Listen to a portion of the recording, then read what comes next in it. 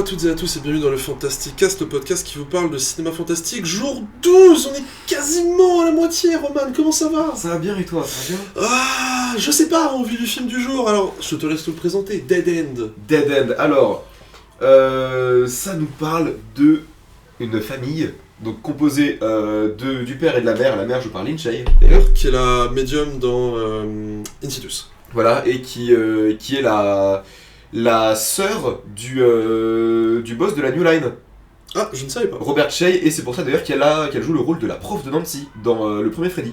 Ah, je ne savais pas du tout ça. Je sais juste qu'elle a un tout petit rôle, mais vraiment minuscule, dans Extrême Préjudice de Walter Hill, qui est un film que j'adore. Ok. Et donc ils se rendent, donc le père, la mère, le fils, la fille et le copain de la fille, qui se rendent chez les grands-parents pour la fête de Noël, sauf que le père se dit « Bon, je prendrai un raccourci ». Et ils vont évidemment se perdre dans une forêt qui a l'air de boucler. Voilà, qui amène des éléments ou surprise mystère. Voilà.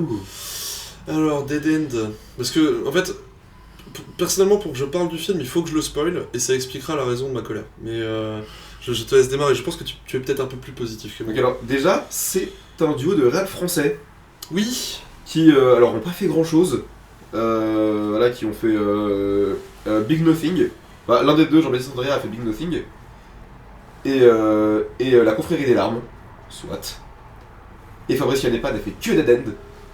Littéralement, c'est son seul taf en tant que réal et scénariste. Il a eu honte de la fin, probablement ça. Et bah, du coup, les personnages vont sombrer dans la folie, vont subir des expériences paranormales. C'est chiant. Alors, c'est chiant et surtout, c'est. En fait, le film. Le moment où ça twist, on va dire, démarre sur une terre pas mal. C'est-à-dire, il y a le côté où là, il y a une apparition, un landau, où là, un corbillard qui passe, surprise, mystère, ou avec là. Une autostoppeuse avec un bébé mort. Voilà, mais alors, bon, je vais te spoiler comme un salopard. Oui. En fait, depuis le début, c'était dans la tête d'un des personnages. C'est-à-dire qu'ils ont eu un accident avec une autre voiture, donc qui est l'autostoppeuse avec le bébé mort. Le bébé est mort dans l'accident. Et globalement, j'ai compris, ils sont tous morts, si je dis pas de bêtises. Il y en a une qui a survécu. C'est ça, ils sont globalement au purgatoire. Comment ? C'est globalement le purgatoire, là. Ouais, c'est ça. Et en fait, alors, il est temps que je parle, on va dire, d'une chose que je n'aime pas. Je déteste ce genre de twist. Il y a plusieurs twists que je n'aime vraiment pas. Alors, évidemment, ils ont tous leurs exceptions, il n'y a pas de problème. Donc, les twists que je n'aime pas. Je suis mort depuis le début. Évidemment, il y a des exceptions, Sixième Sens ou les autres. Bon, je spoil comme un bâtard, m'en voudrais pas. Je trouve ça brillant, vraiment, j'adore ces films-là, mais globalement, je trouve que c'est souvent très flemmard et souvent prétexte pour juste mal écrire un film, faire de la merde, balancer des ouh, surprenant, t'as vu, ouh, tu comprends pas ce qui se passe, pour en fait ne rien en faire. Typiquement, Bull de Paul Andrew Williams, qui est un film que j'aime plutôt bien, qui est un revenge movie très sec, très violent, mais qui se termine sur ça, et je trouve ça facile et vraiment bête et dommage au vu du reste du film. Je déteste ces twists-là. Je déteste en fait, c'est moi depuis le début. Pareil, ça c'est... on a vu ça dans Fight Club, depuis ça a été fait, refait. Un truc que j'ai vu à peu près bien le faire, c'est un film malaisien, mais j'ai plus le nom. Tant pis. Voilà, et le dernier twist que je n'aime pas, c'est en fait tout était dans ma tête. Très similaire à Je suis mort depuis le début, mais voilà, c'est strict. Enfin, je déteste ces twists-là, parce qu'en fait, souvent, pour moi, c'est factice, facile et puéril. Et globalement, c'est juste une excuse pour un scénario mal branlé. Et donc, Dead End, c'est exactement ça. C'est que ça a balancé plein d'éléments mystérieux, plein d'éléments surprenants, ou là, un mystère, que se passe-t-il, on ne sait pas, on est dans la forêt, que se passe-t-il, on ne sait pas. Mais ils ne sont jamais développés, jamais expliqués, jamais concrétisés. Les deux... Enfin, si, j'exagère un petit peu, je suis méchant, mais ils vont trouver des échos avec, entre guillemets, le vrai monde du film, mais je trouve que la façon dont c'est amené, la façon dont c'est exploité, c'est juste flemmard et paresseux, et c'est pas suffisamment relevé par la mise en scène ou par les idées pour vraiment transformer l'essai, en fait.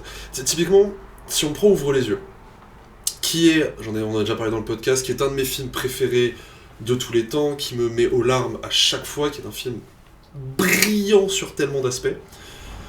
Oui, alors... Bon, j'avais déjà spoilé à l'époque, je respoil, voilà, attention, vous avez quelques secondes. Voilà. Oui, c'est dans la tête du héros depuis le début, mais... Pas depuis le début. Depuis un certain point, pardon. Mais toute la mise en scène, toute l'écriture est ultra cohérente avec cette idée-là, et quand on revoit le film, tout s'imbrique et tout prend sens. Quand on revoit Dead End, si on le revoit, j'avoue que je n'ai pas cherché, je n'ai pas poussé jusque-là, si on revoit Dead End, je pense pas qu'on se dit ça, on se dit juste c'est un empilement d'éléments qui font le lien entre les deux réalités, mais qui n'ont aucun autre lien que juste ils apparaissent dans l'une et résonnent dans l'autre. Là où dans Ouvre les yeux, tout s'enchaîne et on va dire ce qui se passe dans une réalité a un impact sur l'autre qui reboucle sur la première. Et c'est ça en tout cas pour moi, la bonne façon d'exploiter ce trope de c'est dans ma tête, je sais pas quoi et tout. Bah, bref, Dead End, en fait, le film me laissait globalement indifférent jusqu'à son twist et j'ai cordialement détesté. Vraiment, c'est pas le pire, on a vu Jack Frost, et je pense même qu'il est mieux gaulé que pas mal de films qu'on a vu jusque-là. Mais juste, je trouve ça paresseux, je trouve ça flemmard, et moi, c'est des choses qui m'énervent. Alors, il y a la petite subtilité aussi de la fin de c'est pas entièrement dans la tête. Parce qu'il y a la liste. Voilà, c'est assez, on sait pas trop et tout. Enfin, non, mais c'est ça, je trouve ça juste. C'est des films de petits malins qui se prennent plus intelligents qu'ils ne le sont. Alors, je doute pas, c'est probablement des gens très intelligents, le film ne l'est pas. Et moi, j'arrive pas. J'arrive vraiment pas avec ces trucs-là, et c'est. Ouais, c'est facile, quoi. C'est trop facile de faire ça. Et donc, à part le twist. Bah même à part le twist, globalement, c'est chiant, mais c'est chiant comme la pluie. Enfin, ouais, ça fait pas peur, alors que le film veut visiblement faire peur. C'est pas intriguant, parce que juste au bout d'un moment, c'est tellement confus que, je sais pas, moi j'étais pas intrigué, j'attendais de voir où ça allait, et j'essayais de comprendre, même si j'ai à peu près cramé le twist au deuxième tiers. Je me disais, c'est pas ça quand même, c'est pas ça, et je voulais pas croire que c'était ça. C'est même très balourd avec le Lynch qui a une personnalité d'enfant. Un moment. Oui, voilà, il y a ça, il y a carrément, il y a plusieurs éléments, plusieurs indices autour de ça, mais en fait, à chaque fois, ça pourrait aller vers quelque chose de plus intéressant. Typiquement, le moment où Lynch devient un peu folle et sort un fusil à pompe, et je me dis, ah, ça vire au jeu de massacre, Kishiku. Si jamais quelqu'un a vu Kishiku, je vous en supplie, envoyez mon message privé, je vous aime. Et Kishiku, fusil à pompe, forêt, on voit où ça va. Mais non, même pas, et c'est... En fait... Ça veut jouer sur le côté surprenant, mystère, où est-ce que ça va, ça joue sur les esprits. Mais à nouveau, moi, ça ne marche pas. Et surtout, c'est tellement vain. Parce que le problème de ces twists-là, c'est le truc de « Ah, tout ça pour ça ».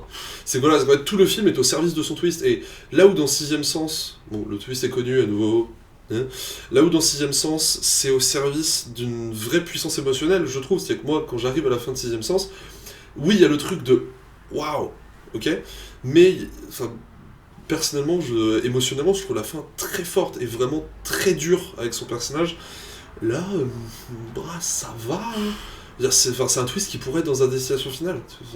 Il y a ça dans le 4, qui est le pire, de loin, et en partie à cause de ça. Non, c'est pour ça que je déteste ce film, je ne comprends pas l'intérêt de faire reposer un film sur un twist comme ça. Et moi, ou alors, il faut vraiment avoir un twist ultra fort et bien penser, réfléchir en amont, voilà, et qui a des conséquences sur ce qu'on a vu avant, quoi. C'est ça, genre typiquement Usual Suspect, qui est pas un grand film, mais qui est un film qui en tout cas qui est très solide en tant que tel et qui est globalement au service de son twist, mais où le twist est tellement fort que vas-y, il porte le reste et ça suffit. Typiquement, autre exemple récent, Le Secret des Marrowbones. Alors, il faut le spoiler pour expliquer. Voyez-le, c'est un super film, vraiment excellent film, qui me rappelait rapidement ce qui pouvait se faire. Alors, tu t'en rappelleras sûrement mieux que moi, mais ce qu'il y avait dans l'orphelinat. Je crois qu'il y avait une ambiance un peu similaire. Ouais. Bref, spoilons le Secret des Marrowbones. Donc, à la fin du Secret des Marrowbones, on découvre que toute la fratrie est fictive, à part le grand frère, qu'il n'y a que le personnage d'Anya Taylor-Joy. Non, c'est pas Anya Taylor-Joy. Si, c'est Anya Taylor-Joy. Si, c'est Anya Taylor-Joy. Qui est réel. Et du coup, le grand frère, qui est joué par le mec de Stranger Things. Oui, c'est Finn Wolfhard, si je dis pas de bêtises. Non, c'est un des grands de Stranger Things. Ah ok, bah je l'ai plus alors. Je sais pas pourquoi je visualise. C'est Jonathan. Ah alors, tu t'y connais mieux que moi. Je vais retrouver son nom, je te laisse continuer. Et donc en fait on découvre que suite à la perte de sa famille, il a globalement twisté et a imaginé que ses frères et sœurs, ses petits frères et sœurs étaient encore en vie et qu'ils vivaient avec lui, et c'est pour ça que du coup on a par exemple des scènes avec des personnages, du coup des membres de la fratrie fictifs. Charlie Eaton, qui est un très bon acteur par ailleurs. Et il y a aussi Mia Goth dans le film. Oui, qui joue une des sœurs du coup. Qu'avec notamment cette scène où un des petits frères ou sœurs, je sais plus, passe devant un miroir et ne voit pas son reflet. Il me semble que c'est la petite sœur. Mais je ne saurais pas dire, et je viens de vérifier d'ailleurs, c'est réalisé par un espagnol, ce qui du Oui. coup. Mais le film est entièrement espagnol, il n'y a pas une thune ricaine dedans, je crois. Mais parce qu'il du coup confirme le lien que je faisais avec l'orphelinat sur l'espèce de sensibilité un peu à fleur de peau. Donc voilà, il y a ce twist-là, et effectivement, émotionnellement, c'est fort, pour dire le moins, mais voilà, bref, il faudra faire un épisode 2 sur l'Espagne un jour, il y a quand même tellement de pépites qui viennent de là-bas.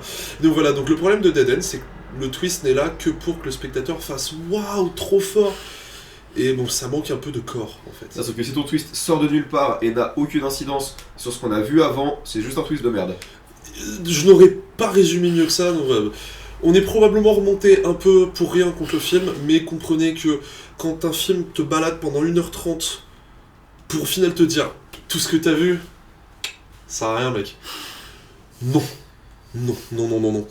On se retrouve pour le prochain jour. Demain. Et je pense que demain, si je ne dis pas de bêtises, on arrive dans le terrain dangereux. Ouais.